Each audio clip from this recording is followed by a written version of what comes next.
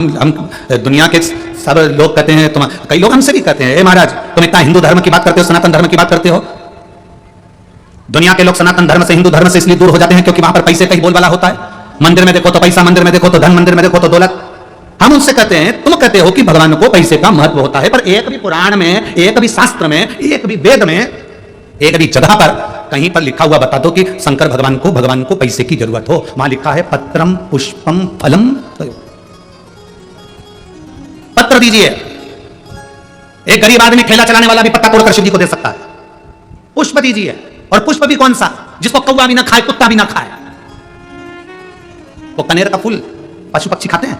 Road के बीच में कनेर लगाया जाता है क्योंकि उसको ना तो गाय खाती, ना ढोर खाता, ना पशु खाता, ना पक्षी खाता, ना भैंस खाती, ना सुमरा खाता, ना कोई जीव जंतु खाता। क्यों? क्योंकि उसको कोई खाता ही नहीं, तो कोई तोड़ेगा ही। और वो कनेर किसको चढ़ता है? बोलते जाओ जम के, महादेव को। आंकड़े का फूल, उसको कोई पशु पक्षी खाता है, वो किसको चढ़ता है? महादेव को। धतूरा कोई खाता है, धतूरे का प्रयोग कोई करता है, वो किसको चढ़ता है? महादेव को। धतूरे का पुष्प किसको चढ़ता है? महादेव को। जो किसी का नहीं है, किसी काम का नहीं। मेरे दुनिया के लोग कहते हैं तुम्हारे हिंदू धर्म में, तुम्हारे सनातन धर्म में भगवान को पैसे से मतलब रहे या ऐसे मत। ना ना ना, जिसने वेद नहीं पढ़ा, जिसने शास्त्र नहीं पढ़ा, जिसने पुराण नहीं पढ़ी, वो उंगली उठा सकता है सनातन धर्म पर जो एक बार शास्त्र को पढ़ा होता है, एक बार वेद और पुराण पढ़ा होता है, या जिंदगी में एक बार शिव महापुराण की कथा उसने अगर सुनी होती है, तो वो कह नहीं सकता कि महादेव को धन चाहिए। एक लोटा जल महादेव को चढ़ता है, उससे प्रसन्न हो जाता है। तुम्हारे पास बेलपत्र नहीं है तो मंदिर के बेलपत्र उठाओ, धो, वापिस चढ़ा दो। तुम्हारे पास में बेलपत्र भी नहीं, पानी भी नहीं, मंदिर में झाड़ू लगा दो, पोछा लगा दो। वो भी नहीं है, 3 बार ताली बजा दो। वो भी नहीं है, बोलबम का नारा है, बाबा एक सहारा, इतना बोलो। और वो भी नहीं है, शिखर का दर्शन करो, शिखर दर्शनम सर्व पापनाशनम। वो भी नहीं कर सकते तो मंदिर के सामने से जब निकल कर जाओ तो थोड़ा सा मुस्कुराते हुए चले जाओ, तो मुस्कुराने की कीमत भी चुका देता है। पत्र, पुष्प, फल और जल,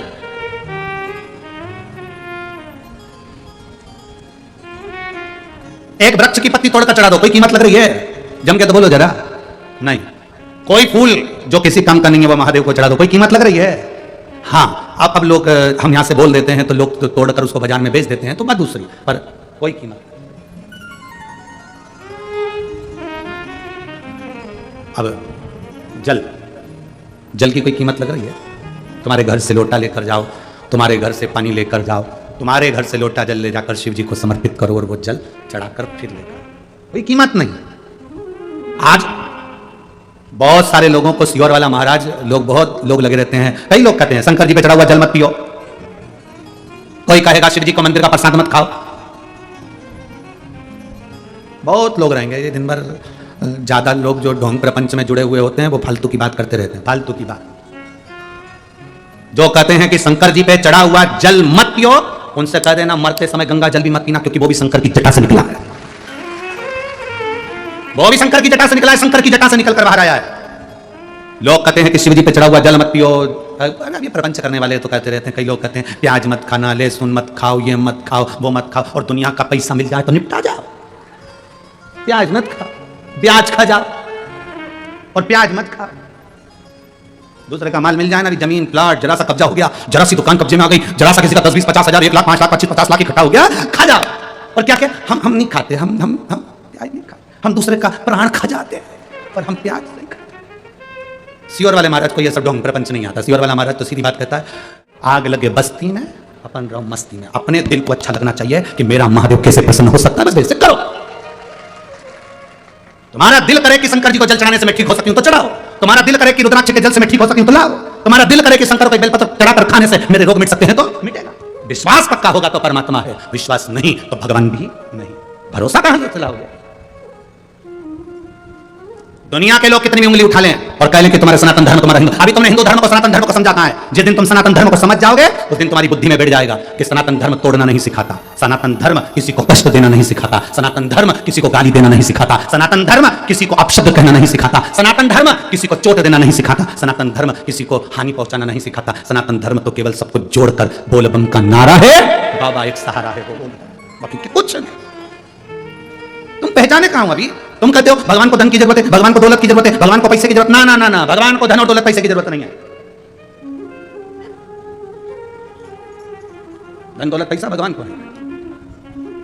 भगवान को तुम्हारा चढ़ाया। आज लोगों को बुरा इसी बात का लगता है, किसी और वाला महाराज कह देता है कि बस एक लोटा जल चढ़ा लो। पहले लोगों ने उसको प्रपंच बना दिया था। पहले लोगों ने इतना पैसा खर्च होगा ये पूजन करा, वही पैसा खर्च होगा ये पूजन करा, यहाँ पर तुम्हारे को काल सर्प दोष हो गया, तुम्हें पितृ दोष हो गया, तुम्हें वास्तु दोष हो गया, उसमें लाखों रुपए तुम्हारे खर्च हो गए और करोड़ों रुपए खर्च कर दिए लोगों ने, और उसके बाद भी घर में शांति नहीं। उसके बाद भी किसी को दिखाओगे तो कहेगा पितृ दोष है, फिर किसी को दिखाओगे तो काल सर्प दोष है, फिर किसी को दिखाओगे तो मंगल दोष है, फिर किसी को दिखाओगे तो शनि चढ़ गया, फिर किसी को दिखाओगे तो केतु चढ़ गया। जब से शिव महापुराण की कथा चालू हुई है और लोगों ने एक लोटा जल चढ़ाना प्रारंभ करा, उस दिन से काल सर्प दोष, पितर दोष, वास्तु दोष, मंगल दोष, शनि सारे दोष शंकर जी के ऊपर चले गए। अब कोई नहीं पूछता कि कौन सा दोष कहां पर है। अब तो एक लोटा उठाया और शिव के मंदिर पहुंच गया, खर्चा खत्म हो गया, फालतू का पैसा खत्म हो गया। अब केवल सरल सेवा, सस्ती सेवा और आनंदी सेवा है सारी समस्या का हल। एक लोटा जल है। अब लोग समझ गए कि अब फालतू का पैसा इधर उधर नहीं, अपना लोटा भर के जल उठाओ, शिव के मंदिर जाओ।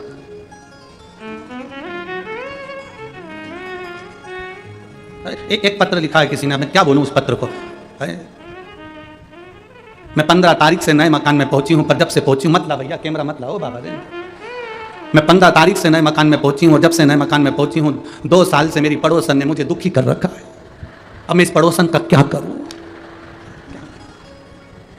अरे ऐसे पत्र तुम टीवी पे दिखाओगे अच्छा लगे। मेरी पड़ोसन का क्या करूं? चंद्रपुर से आई है। अब मेरी पड़ोसन का क्या करूं? कुछ मत कर, आ बैठ मेरे पास। करोगे क्या? क्या करोगे तुम? 2 साल से मैं बहुत परेशान हूं। अब मैं क्या करूं? बस गाना गाँव में क्या करूं राम मुझे पड़ोसन दे। अरे कुछ मत करो, कुछ मत करो, कुछ भी नहीं। केवल अपना एक लोटा जल उठाओ, शिव के मंदिर जाओ। जब तुम्हें दरवाजे पर वो खड़ी मिल जाए, प्रेम से श्री शिवाय नमस्तुभ्यम कहो, उसके चरणों को प्रणाम करो, क्योंकि वो भी शंकर जी के परिवार का ही कोई अंश होगी। नमन करो और एक ना एक दिन उसके दिल में श्री शिवाय नमस्तुभ्यम आएगा और तेरा इतना प्रेम बढ़ेगा कि तू उसके बिना नहीं रह पाएगी। प्रेम दीजिए। हम प्रेम देना नहीं जानते। कई लड़का लड़की ऐसे हैं जिनका संबंध पक्का हो जाता है, शादी के पहले तो इतना प्रेम देते मैं तेरे बिना नहीं रह सकता। रात के 3-3 बजे तक बात करे, होटल पे मिले, गाड़ी पे फिरे, सब दूर जाए आए, उसके बिना रह नहीं सके। और ना जाने वो कौन सी है प्री वेडिंग, हाँ ऐसा कुछ होता है, उसमें जाके फोटो भी खिंचवा लें, एक दूसरे पे कंधे पे हाथ रख के, नहीं ऐसे नहीं वैसे, राम जाने वो तो क्या क्या भगवान जाने हो। तो अब इतना तेरा प्रेम था, इतना प्रेम और इतना प्रेम, इतना प्रेम, इतना प्रेम, और शादी के केवल 2, 4, 6 महीने के बाद मेरी तो किस्मत फूट गई थी। ऐसे जानवर से मेरी शादी हुई। अब पति भी कह रहा, कितनी अच्छी बात बोलती है तू, मुझे जानवर बोल रही है। बिल्कुल सत्य है, तू मेरी जान में तेरा वर। क्या बात। और तू कह रही है जानवर। अब इतना प्रभाव कहां गया वो तुम्हारा प्रेम जो 2-4 महीने पहले था? रात रात भर बात करते थे, वो प्रेम कहां गया? स्नेह कहां गया?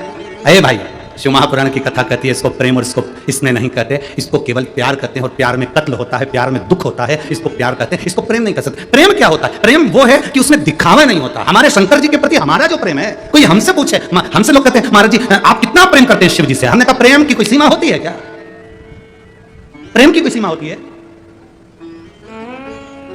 हनुमान जी ने जैसे सीना फाड़ कर दिखाया था तो उनके दिल में राम और सीता थे।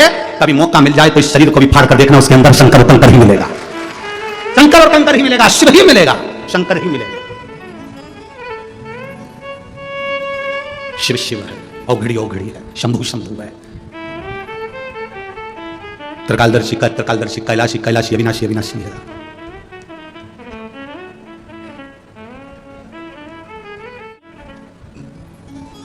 बस पहचान के नेत्र चाहिए। शंकर जी के एक अंश हैं दुर्वासा ऋषि, शिव जी के एक अंश हैं दुर्वासा। और एक बार दुर्वासा ऋषि अयोध्या आ गए।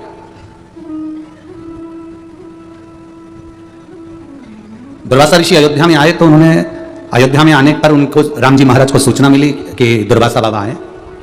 सबको मालूम था कि दुर्वासा ऋषि को क्रोध बहुत आता। दुर्वासा बाबा को क्रोध आता है, ये सबको मालूम, सबके स्मरण में है कि इनको क्रोध आता। दुर्वासा ऋषि अवध आए, अयोध्या आए।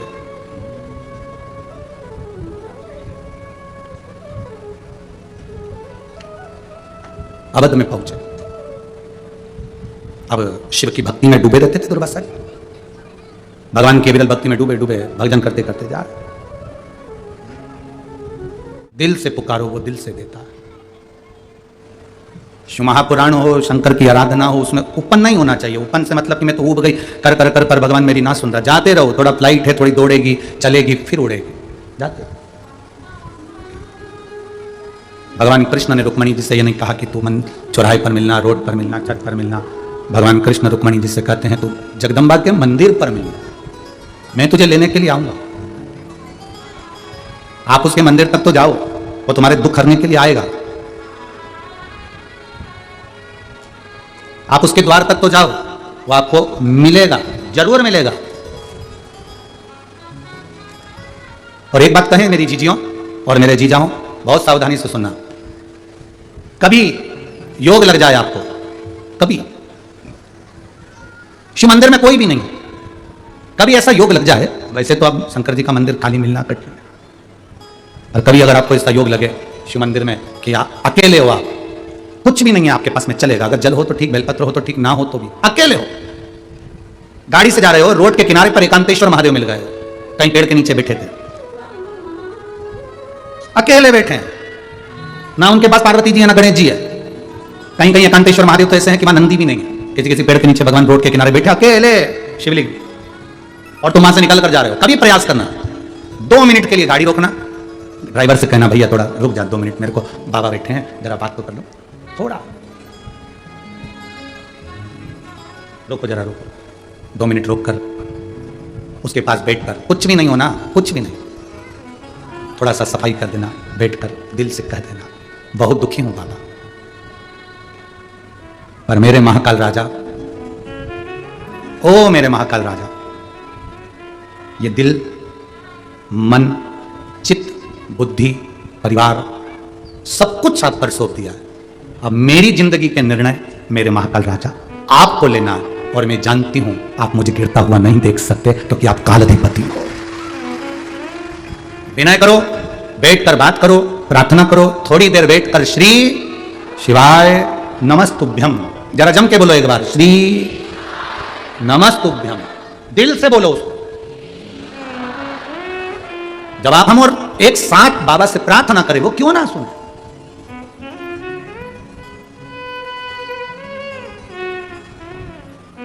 मुझे तेरा ही सहारा है मेरे भोले बाबा, मैंने तुम्हें ही पुकारा है मेरे भोले बाबा। दुर्वासा ऋषि शिवजी का एक अंश राम जी की अवध में आ गए। अयोध्या में राम जी को मालूम पड़ा कि दुर्वासा बाबा आए हैं, बहुत सारे ऋषि उनके साथ में आए हैं और प्रसाद पाना चाहते हैं, पर उनकी कुछ शर्त है, दो शर्तें उनकी।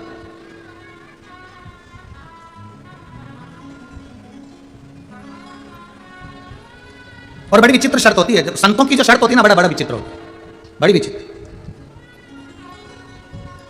हम भी कथा करने जाते हैं तो पहले ही कह देते, देखो भैया 7 दिन की कथा है तो हम 4 दिन तुम लोगों से नहीं मिलेंगे। अब यही जजमान बैठे हैं, राजा भैया और बेटी बैठी है, श्रद्धा बेटी, पूछिए इनसे, जीजी भाई से, कि 7 दिन में से 4 दिन हम हमारे कमरे में से भी नीचे नहीं आते, भगवान का भजन करा, केवल कथा के टाइम आना, कथा से वापस अपने कक्ष में चले जाना, अपनी माला जपना, भजन करना, शंकर जी का गुणगान करना और जितना बन सकता है अध्ययन करना, इसके सिवाय। दूसरा, हम मिलेंगे पर 4 दिन, 7 दिन में से पीछे के 5वें, 6ठा, 7वां दिन रहता है उसमें मिलेंगे। 5 दिन की कथा है तो शुरू के कम से कम 2 दिन नहीं मिलते, फिर पीछे के 2 दिन मिल जाए, जो नियम है वो नियम। दूसरा संकल्प यह रहता है कि महिलाएं, माता, बेटी, स्त्री चरण को हाथ ना दो, पुरुष है वो छुए, पर स्त्री, नारी, माँ ये चरण ना छुए, क्योंकि स्त्री, बेटी, माँ हम उनको जीजी कहते हैं, और हमारी बहन से हम हमारे पाँव छुआएं ये हमको ठीक नहीं लगता, क्योंकि आप हमारी बहन हो। अगर बहन ना होती तो हम यहाँ से बार बार मंच से हम आपको जीजी नहीं कहते और इनको हम जीजा ना कहते। आप हमारी बहन हो, जीजी हो, तो बहन से कैसे पाँव छुआ लें? और बुजुर्ग हैं तो हमारी माँ है, छोटी है हमारी बेटी हैं, कन्या है, हम उनसे कैसे चरण? संत, साधु, गुरुजन, नारी से चरण छुआना नहीं चाहिए। हम जितना पाठ करते हैं, अनुष्ठान करते हैं, ये चरण के अंगूठे में से निकाल के ले जाती है पाँव पड़ने के बहाने।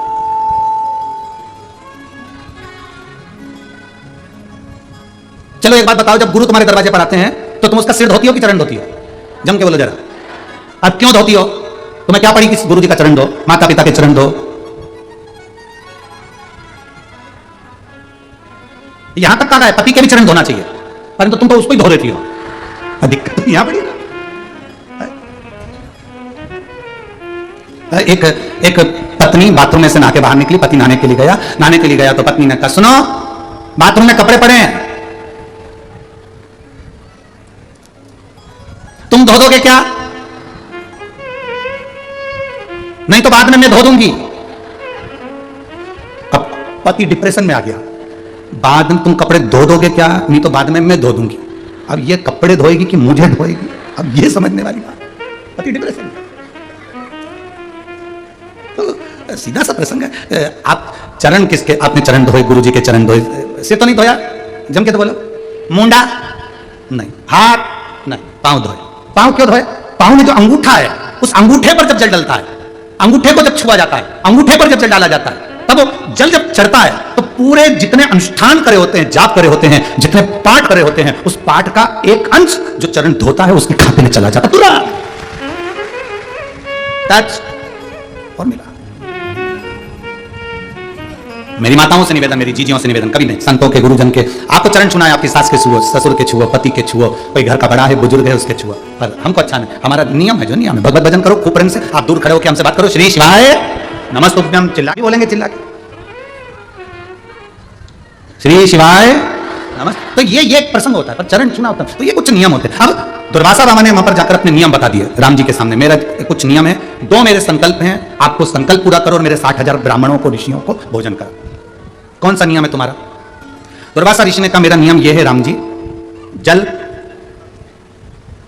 अग्नि और धेनु, इन तीनों से युक्त भोजन नहीं बनना चाहिए। क्या क्या चीज जम के बोलो जरा। पहले नंबर पर जल, दूसरे नंबर पर अग्नि, तीसरे नंबर पर धेनु, धेनु मतलब इन तीनों से युक्त भोजन नहीं बनना चाहिए और पकवान 56 भोग बनना चाहिए। पर उसने ना जल मिले, ना वो अग्नि में तपा हुआ हो, और ना वो गाय के दूध से या धेनु से निर्मित किया हो। दुर्वासा जी जैसे ही बोले राम जी सोच में पड़ गए, वैसा भोजन कौन सा जो बिना अग्नि में तपे कैसे दे दो, और 56 भोग। दूसरा, दुर्वासा बाबा ने दूसरा संकल्प कहा, सुनो राम जी मेरा दूसरा संकल्प है, मैं शंकर जी की आराधना करता हूं, शिव की पूजन में करता हूं। आज अयोध्या में शंकर की पूजन करूंगा, पार्थिव शिवलिंग का निर्माण करकर मैं पूजन करूंगा, पर मेरे पूजन में वो फूल चाहिए जो अयोध्या के किसी व्यक्ति ने देखा ही नहीं, उस फूल पर अवधवासियों की कोई की दृष्टि ना पड़ी। अब हम जा रहे हैं, आपको मंजूर हो तो हम रुकें, नहीं तो हम हमारे दूसरी जगह जाए।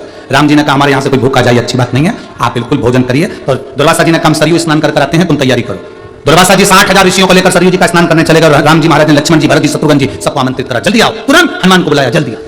तुरंत भीड़ लग गई। राम राज्य में आज अवध में भीड़ पड़ी, अवध में भीड़ लग गई।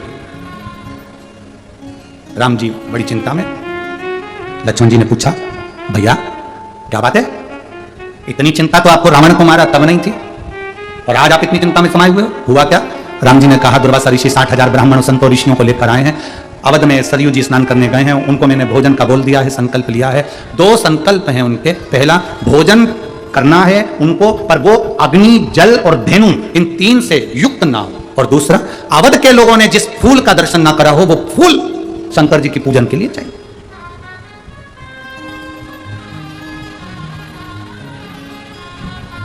और बहुत सावधानी से सुनना, यह कथा पहली बार महापुराण के इस प्रसंग में स्मरण में आई है कि वो कौन सा फूल, वो कौन सा पुष्प होता है जिस पुष्प के चढ़ा देने से शंकर भगवान पर अगर कोई व्यक्ति ने लाकर दे दिया, जो लाया वो, जिसने छुआ वो, जो चढ़ा रहा है वो, उसके परिवार में बल उत्पन्न होता है। बल मतलब वो टूटता नहीं है जल्दी, डिप्रेशन में नहीं आता, टेंशन में नहीं आता, उसके अंदर इतना बल आ जाता है कि वो 50 से भी भिड़ सकता है। वो दुख से घबराता नहीं है, वो कष्ट से घबराता नहीं है, वो पुष्प, एक पुष्प, उसकी गणना यहां पर आई। राम जी ने लक्ष्मण जी से कहा पता करो कि अब क्या करा जाए, पता करो। इतनी जल्दी घबरा जाना, इतनी जल्दी टेंशन में आ जाना, ये उत्तमता नहीं। दिक्कत क्या है? शरीर में अगर दुख है, तकलीफ है, तो औषधि लेना है हमको औषधि चाहिए।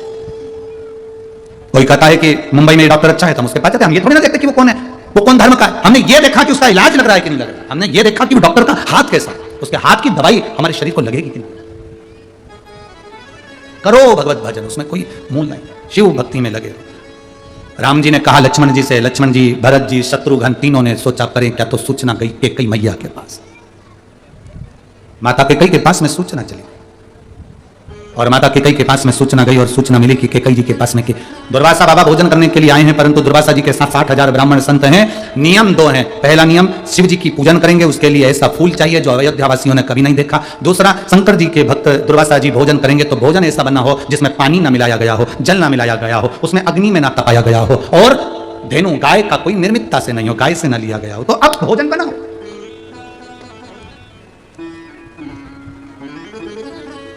क्या करा जाए, किससे विनय करी जाए, किससे प्रार्थना करी जाए?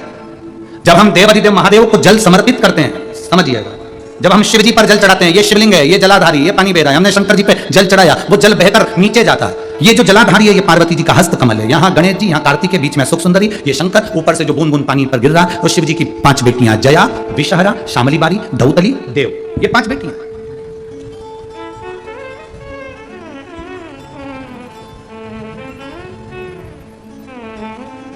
जब हम जल चढ़ाते हैं तो पार्वती जी के हाथ पर वो जल जाता है, हस्तकमल पर वो जल जाता है। आप लोगों से 40 गांव की कथा में कहा था कि शिवलिंग जहां पर है और जलाधारी गोल है, कभी मौका मिल जाए और अपने दिल की बात अगर बहुत अड़चन में पड़े हो तो वो जलाधारी जो उसके चरण, उसको पकड़कर इस तरह से स्पर्श करना चाहिए, कम से कम 5 बार या 7 बार। अगर मंदिर में जाने की परमिशन हो और शिवलिंग का अगर आप स्पर्श कर रहे हैं तो जो जलाधारी है, जो गोल जलाधारी है, गोल, उसका स्पर्श 7-5 बार कर अपने दिल की बात कहना चाहिए।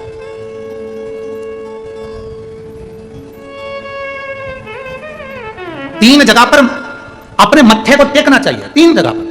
एक, शंकर के दरवाजे पर जाओ तो अपने मत्थे को जरूर टेको। दूसरा, गुरुद्वारे जाओ या गुरु के दरवाजे पर जाओ तो अपने मत्थे को जरूर टेको।